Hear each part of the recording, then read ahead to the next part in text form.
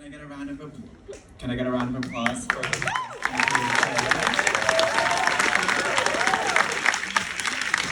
to the stage, Director Devin Shears.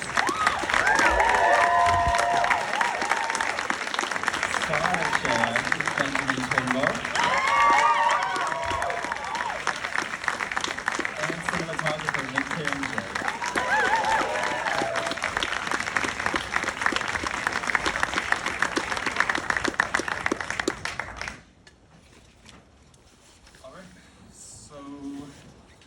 Let's just start things off. The one question I want to ask is regarding the topic of like subjectivity with the film. I think this is a question for you, Devin, but also Ben and Nick. You're happy to chime in as well. Basically, I think your film does a very good job. I think of conveying, putting us in Harvey's shoes, showing how Harvey sees the world, and I think also how Harvey thinks the world sees him. And I wanted to know if you could speak about developing that and how it eventually became what we saw in the film. Yeah, so the initial idea of the film came from this sort of real magazine for bears from the early 2000s called the Fat Angel Times, which I really, when I discovered it, there's a lot of things I really enjoyed about it. One is just the title, which is just evoking this celestial creature. I thought was very funny, and was just sort of conceptualizing and then there were also these personals inside and these very kind of amateurish photographs, and just sort of thinking about someone at that time, because this is from late 90s, early 2000s, who had maybe never encountered that subculture before, and sort of how it might affect how they see themselves, or how they see their relationship to the world around them. So yeah, that was kind of where the character was born from, and then sort of going from there was just, there was this kind of very simple story, but then it was all about kind of I don't know, just thinking about the places this person would be, the kind of things they would do in it, that kind of stuff. And yeah, I don't know if Ben, you have anything to say about that. I can talk. It's my turn to talk. I'm just kidding. I'm not really a professional actor. This is my first movie, and Devin is just a friend of mine and asked me to be in it. And I think, I read the original script, which was pretty short, just a certain chunk of the movie. I felt it was very easy to relate to this character. I've experienced loneliness and alienation a lot, and as we all do, and yearning and so on. And so it's 50% that, very easy to identify with this character, and then 50% what we all know in the business is the cool shop effect. Right? Thank you, Jerry. I thought maybe more people. Never mind. You don't have to, just Google it. It's you don't have to, don't worry about it. Sorry. I'm sorry. But I think, as a non-professional actor, you just put a lot of trust and faith in Devin and his sort of vision. And it was very easy to communicate and to get along and to sort of realize what the Harvey character would be like. And I don't think it's really too far removed from our own experiences in some ways. I did notice a lot of Kushlov in the film, so thank you for bringing that up. Thank you. All right, Google it, okay? Seriously. Exactly. My question, I was really interested on terms of performance. There's a broad range that I know you were inspired by to get this central performance. I know you were very inspired by the lonely characters that wander around Simon Liang's oeuvre, and as well the great history of actors like John Goodman and Chris Farley, their on-screen presence and their persona and physicality. I just wanted to see how those inspirations blended to get the final performance we get here tonight. Yeah, I mean, I think, certainly kind of went into this project thinking about wanting to play with duration, and the ways that time and desire and all these things kind of come together. But then also, there's this sort of added, literal space taken up by larger bodies, and then also thinking about, oh, like when are they like most, like when you see them most on screen is through kind of like comedy. And it also made like, I don't know, I'd made films that were like on the sadder side, and I liked the idea of having some, like, I know it's not like a knee slapper or anything like that, but having these kind of moments of like delight and in the film. So yeah, and then for like bringing Ben in, it was just like, you know, I think he understood the references for the performance, so it was very easy, I feel like, to direct him. Yeah, I think I had asked Devin maybe to give me a couple of films to watch, and like for reference, and he had suggested maybe like a Jacques Tati film. He had suggested Wanda, the Barbara Loden movie, fantastic film, and also I knew Devin really liked Simon Lang, and the one he suggested is one I hadn't seen, which is Vive l'Amour, which is a beautiful movie, and pretty much as soon as I watched it, I think I knew exactly what he was kind of going for. Yeah. And speaking on the film, I also was very fascinated on the life that this film had taken. From my recollection, the film started initially with a proof of concept that you yourself, Devin, starred in, and then it naturally evolved into a short film, and then subsequently an actual feature-length film. Yeah, I mean, I don't think it was ever going to really be like a short film. Like the initial version of it was about like 35, 40 minutes, and so it was going to be like mid-length. But yeah, I made this at York. John Grayson was my supervisor, and based off that, he and I think the strength of Ben's performance was either like, you can cut it down or you can push it to a feature, and I was like, well, the latter is way more fun. So I'm gonna, like, whoever tells you that. So I thought, yeah, well, we should do that then. Yeah, and then we were just kind of like improvising. Like I was gonna go to Niagara Falls to see the eclipse, like on my own little vacation, and then I just said, why don't we make a movie there? I didn't want to do it. Yeah, I did convince him to do it, yeah. Me and John. John made me do it in the end. That's with so many things.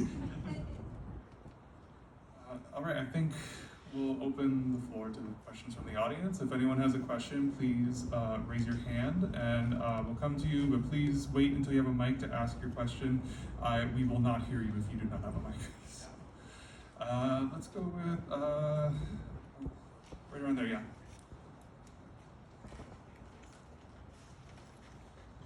Hello. Hi. I'm curious, Devin, as both the editor and the director of the film, how you knew like how long to make it without like going crazy.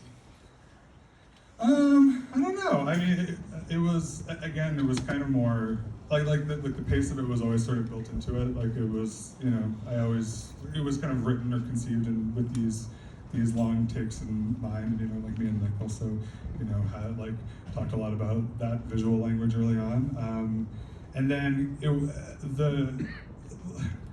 I was kind of editing it. We were shooting more at the same time, so you know, we would kind of like film a chunk. I would put it into the film, and then from that we would kind of, I don't know. They all kind of started to really feel like they blended together, like the production and the editing of it. Where like in terms of, I don't know, just feel it out. I guess I'm sure there were people who thought I did go crazy, but it just felt right. I don't know. Okay, yeah, next question over there. Congratulations, everybody. Thank you. My question is for Nick. I'm wondering about the visual references for the film. Were they the same as the performance references, or did you develop a different visual palette based on different films? And what was that experience like developing the visual language of the film with Devin? I don't actually really remember the exact films that you sent me. It's probably similar ones.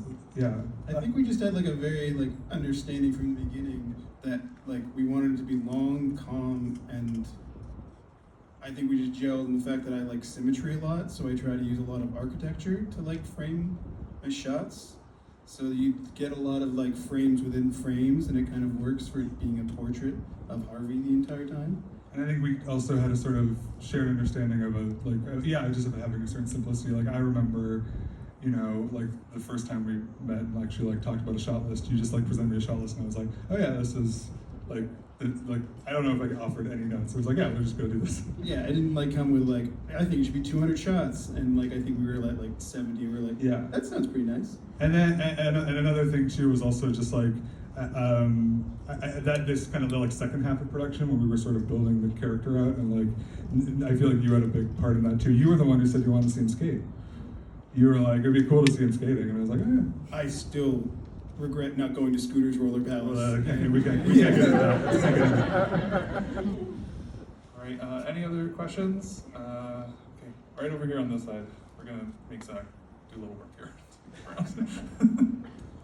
Yeah, this is just about the porn store set. Seems a little crazy seeing a porn store out in the wild, so I'm Yeah. wondering if that's real. Yeah.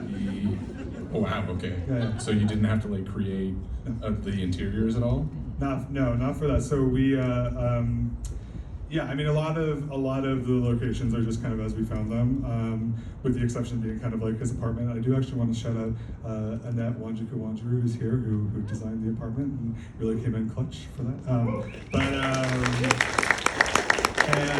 But no, a lot. Yeah, then a lot of the like locations on the world were just how we found them. And yes, that porn store was real. The guy who Where is it? It's on Lakeshore. It's on Lakeshore. Like out, like if you take Queen Street, basically the streetcar to the very end, it's like at Long Turn.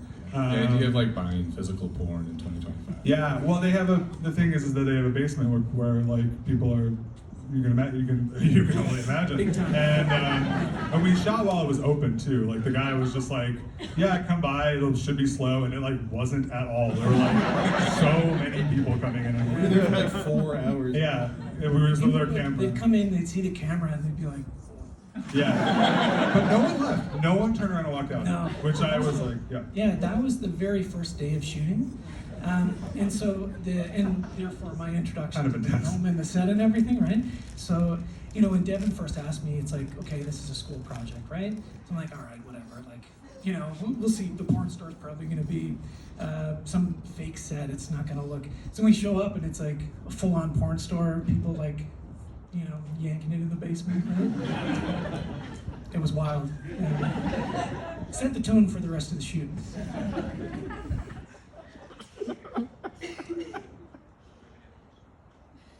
We have time for one or two more questions, so yeah, right here. Hi, I wanted to ask about if you could just speak on the microscopic images in the film, because one of the most arresting images is like when that bacteria is dissolving, and I was wondering if you could speak both technically as well as your thought process behind including them. Yeah, so the thought process, so yeah, you kind of just, a lot of building up this character was also thinking about what we had access to, and we made it in a university, and so it made sense that he might work in a sort of university or lab setting. My parents are both scientists, researchers, so I also very drawn to those spaces. And then there's also this he's looking at people around him and big things and little things, so it just felt like it fit. In terms of the footage itself, so that was just sourced. You're editing, and I wasn't even really sure how I was going to do it, and then I was just on YouTube, and I was just microscope footage, and found this guy's name was James Weiss. I always forget in Q&As, but I made sure to remember today because it always comes up. His name was James Weiss, and yeah, I think that was the first clip I found, was the middle one, and it had the YouTube title was "Single Cell Organism Dies." So, and all of his clips have this they're just very beautiful and have this kind of they have a real story to them. So I was using those, and then I just didn't want to do anything else, so I just messaged him and asked if I could use them, and he agreed. So yeah. Okay, anyone else with a question? Let's over there, yeah, there you go. Hi, I was really curious in the choice of the lack of dialogue or the very minimal dialogue throughout the film. If it was something that was originally planned, or as the casting process went on, you were just oh, this would be better without dialogue. I don't know. I just found it really interesting because it was still really engaging. Yeah, it was always something from early on. I don't remember exactly when, but yeah, it was just kind of one of the rules in the beginning. That, and it's I've made a lot of films about alienation or solitude or whatever, and I like the idea of pushing it to its total extreme, into a person who basically is totally separate from the world around him and doesn't speak to anybody. And I think it also, I mean, it made it a little easier for you in some ways, right? Yeah, I think like if you ask like a real actor, maybe what whatever. If it would be easier to have a dialogue-heavy script or like no dialogue, they would probably say dialogue, right? But for me, it was as a first-time actor, it was like much easier, much less stressful, not having to remember lines, or like try to sell a line convincingly. Like it's just easier to like look at stuff, which I'm very good at doing. And I did try to convince Devin to do like wall-to-wall voiceover, like where I was gonna say like, "My name's Harvey. I bet you wonder how I ended up here. Sometimes I feel kind of lonely." But I think it was a good. I mean, that's why he's the director.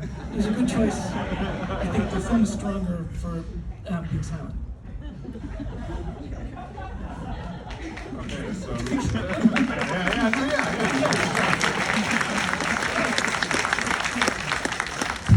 so we have a question in the back there. Thank you, Zach. Hi. So where can I get, where can I purchase one of those Cherub flower pot vases? And is there a cookie jar variation? So that was made by an artist named Elizabeth Walden, who's based out of Portland.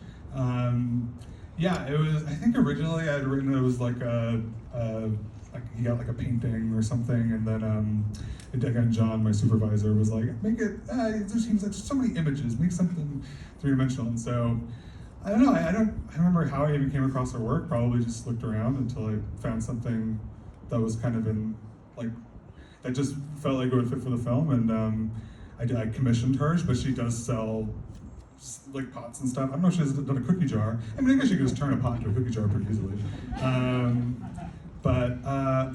What is her Instagram? Her name is Elizabeth Walden. I forget her Instagram handle, but you should look her up. And it didn't even cost that much, so you could commission it if you wanted to. Yeah, Devin has it. So he has a vase of my chest just sitting in his apartment. I offered to give it to Ben. He didn't want it. He did not offer to give it to me. He did not. No, he didn't. No, he didn't. No, we say this every time. No, it's Devin kept it like a serial killer's memento. Okay, we have time for one more question. Does anyone have a question? Right up here on the front here at the edge. Yeah. Hi, thank you for the film. I want to ask more about the Niagara sequence, especially after saying that it was originally a vacation. So, and I also want to ask about the approach from Nick, because like I really like the shot where the fireworks is right there, but you definitely didn't set it up right, the fireworks. No. So that was the one part of the film that couldn't come and shoot. So it was because it was towards the end. It was kind of after we had gotten to like a 60-minute cut of the film, and John again was like, you need more, and I was like, I didn't want to. And Ben had this idea, or Ben had booked a trip to go see that sort of historic eclipse you might recall from last year, which was having its like totality at Niagara Falls.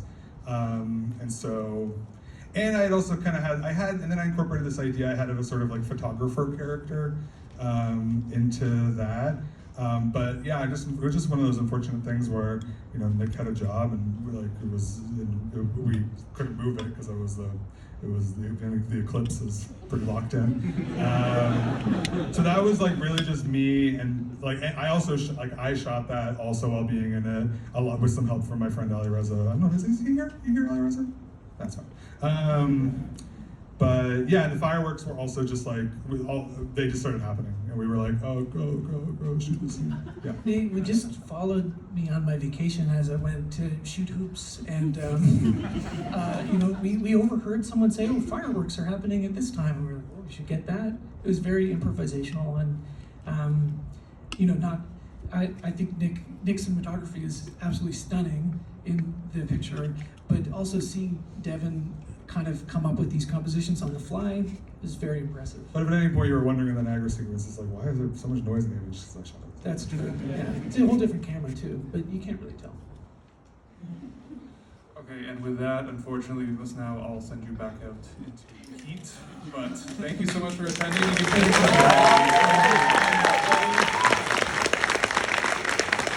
you everyone, thank you for coming. Please, if you can exit again, I'm so sorry, as quickly as possible so we can get our next event started. Our next event, if you would like